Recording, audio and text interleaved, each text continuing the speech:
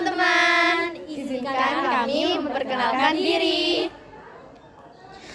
Nama saya Taulia Widaniana Sila Arfia, absen 35. Nama saya Rizky Kumalasari, absen 31. Perkenalkan, nama saya Putri Naya Panjaitan, absen 29. Perkenalkan, nama saya Mazia Keisha, nomor absen 21. Perkenalkan, nama saya Naisila Rahima Putri, absen 28. Perkenalkan, nama saya Bilkis Akila Ramadanti, absen 11. Perkenalkan, saya Quina Pramudya Ramatiwi, absen 30.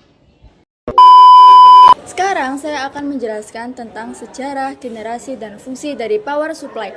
Sejarah dari power supply yaitu power supply pertama kali dikembangkan oleh Alessandro Volta untuk lampu listrik pada tahun 1880-an. Alessandro Volta yang menemukan sebuah sel volta, yaitu baterai pertama yang menggunakan reaksi kimia untuk menghasilkan listrik dengan cara mencelupkan kertas ke dalam air garam dan menempatkan zinc serta tembaga di kedua ujung kertasnya. Generasi dari power supply yang pertama yaitu linear power supply pada tahun 1950-an menggunakan transistor dan dioda. Yang kedua yaitu switch mode power supply pada tahun 1960-an menggunakan teknik switching. Yang ketiga yaitu high frequency switch mode pada tahun 1980-an, yaitu menggunakan frekuensi tinggi untuk mengembangkan efisiensinya. Yang keempat ada pulse width modulation pada tahun 1990-an menggunakan teknik PMW untuk mengatur ketegangan dan arus listrik. Yang kelima, digital power supply pada tahun 2000-an, yaitu menggunakan teknologi digital untuk mengatur dan memantau arus listrik. Yang terakhir ada fungsi dari power supply. Yang pertama mengubah tegangan, mengubah alur listrik, dan yang ketiga mengatur daya listrik yang ada pada power supply. Di sini saya akan menjelaskan tentang rangkuman hard disk. Yang pertama ada fungsi. Fungsi yang pertama yaitu menyimpan data komputer seperti dokumen, gambar, video, dan program aplikasi.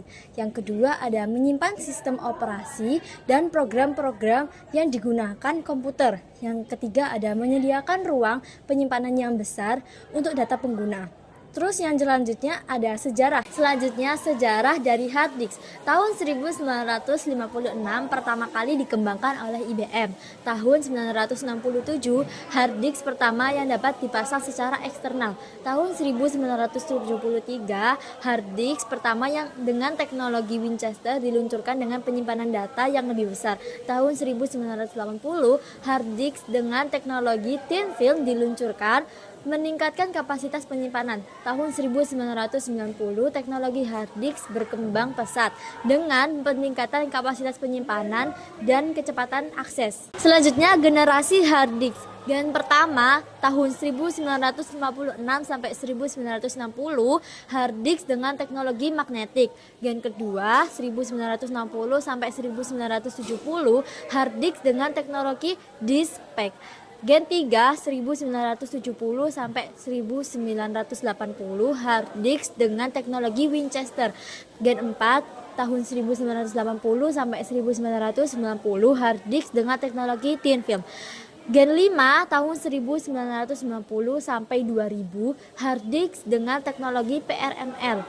Gen 6 tahun 2000 sampai 2010 dengan teknologi perpendicular recording. Yang terakhir Gen 7 tahun 2010 sampai sekarang dengan teknologi SMR. Di sini saya akan menjelaskan tentang prosesor. Fungsi prosesor yang pertama yaitu menjalankan instruksi yang diberikan oleh perangkat lunak. Lalu yang kedua, prosesor melakukan operasi aritmatika dan logika terhadap data. Lalu yang ketiga, prosesor mengakses dan mengolah terhadap memori komputer. Sejarah prosesor. Yang pertama yaitu pada tahun 1947 prosesor menggunakan tabung vakum. Lalu yang kedua pada tahun 1959 menggunakan transistor. Lalu yang ketiga pada tahun 1965 menggunakan integrasi skala kecil. Lalu yang keempat pada tahun 1971 menggunakan mikroprosesor. Lalu yang kelima pada tahun 1980 menggunakan prosesor 16 bit. Lalu yang keenam pada tahun 1989 menggunakan prosesor 32 bit. Lalu yang terakhir pada tahun ketujuh yaitu pada tahun 1999 sampai sekarang menggunakan prosesor 64 bit. Selanjutnya ada generasi prosesor. Pada generasi pertama yaitu tahun 1947 menggunakan tabung vakum atau NIAC. Lalu pada generasi kedua pada tahun 1959 menggunakan transistor atau IBM 7090. Lalu pada generasi ketiga pada tahun 1965 menggunakan integrasi skala kecil atau SSI.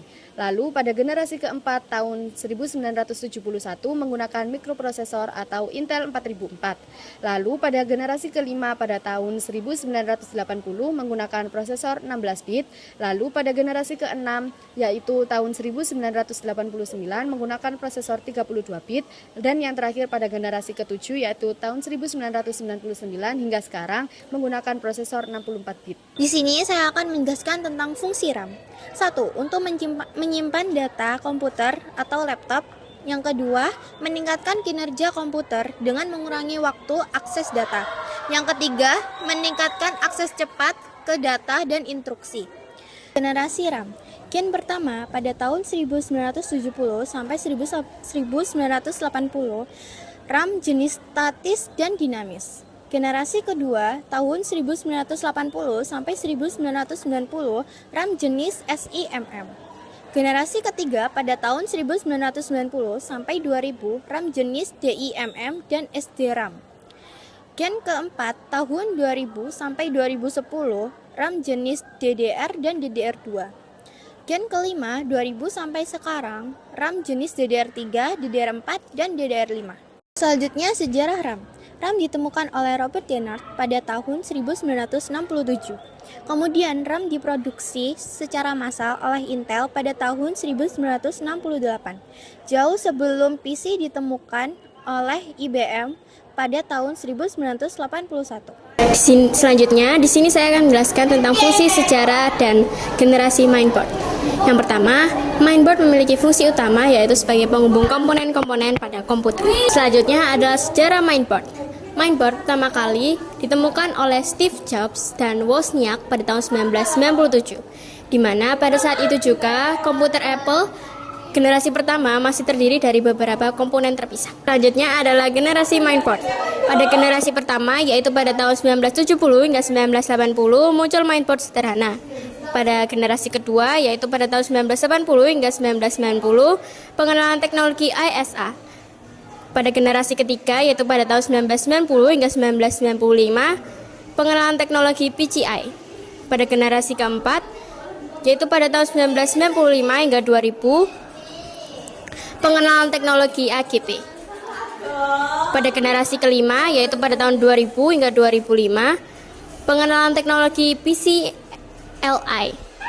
Pada generasi keenam yaitu pada tahun 2005 hingga 2010 pengenalan teknologi DDR2 dan DDR3.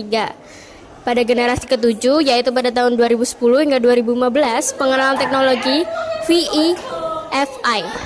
Pada generasi terakhir yaitu generasi ke-8 pada tahun 2015 hingga sekarang pengenalan teknologi DDR4, PCLL 3.0 dan NFMe. Fungsi dari VGA. Yang pertama, menampilkan gambar dengan kualitas tinggi seperti tingkat ketajaman, kehalusan, dan realisme. Yang kedua, menyimpan data dari hard disk. Yang ketiga, memberikan data ke prosesor yang akan diproses. Yang keempat, memproses data grafis untuk ditampilkan di monitor. Sejarah VGA. Tahun 1987, IBM memperkenalkan VGA dengan resolusi 640 x 480 piksel dan 256 warna. Tahun 1990, VGA berkembang menjadi SVGA, Super VGA, dengan resolusi 1024 x 768 piksel. Tahun 1995, PCL diperkenalkan untuk menghubungkan VGA ke motherboard. Tahun 1999, AGP diperkenalkan untuk meningkatkan kecepatan VGA. Tahun 2004, PCL Express diperkenalkan untuk menggantikan AGP. Kali ini saya akan menjelaskan tentang generasi VGA. Generasi pertama VGA pada tahun 1987 sampai 1990 VGA oleh IBM 640 x 468 piksel. Generasi kedua pada tahun 1990 sampai 1995, SVGA Super VGA 1024 kali 780 pixel. Generasi ketiga 1995 sampai 1999, IGT Accelerated Graphics Board. Generasi keempat pada tahun 1999 sampai tahun 2004 itu oleh GeForce 256 NVIDIA dan Radeon 256 AMD. Generasi kelima pada tahun 2004 sampai 2008 GeForce 6 NVIDIA dan Radeon X 1000 AMD. Generasi ke-6 pada tahun 2008 sampai 2010 GeForce GTX 200 NVIDIA dan Radeon HD 4000 AMD. Generasi ke-7 pada tahun 2010 sampai 2012 GeForce GTX 400 AMD NVIDIA dan Radeon HD 7000 AMD. Generasi ke-8 pada tahun 2012 sampai 2014 GeForce GTX 600 NVIDIA dan Radeon HD 7000 AMD. Generasi ke-9 pada tahun 2014 sampai 2016 GeForce GTX 900 NVIDIA dan Radeon R9 300 AMD. Generasi ke-10 pada tahun 2016 sampai 2018 GeForce GTX 1000 NVIDIA dan Radeon RX 400 AMD. Generasi ke-11 pada tahun 2018 sampai 2020 GeForce RX 2000 NVIDIA dan Radeon RX 5000 AMD. Generasi ke-12 pada tahun 2020 sampai sekarang GeForce RTX 3000 NVIDIA dan Radeon RX 6000 AMD. Sekian penjelasan dari kami. Wassalamualaikum warahmatullahi wabarakatuh. Thank you for watching.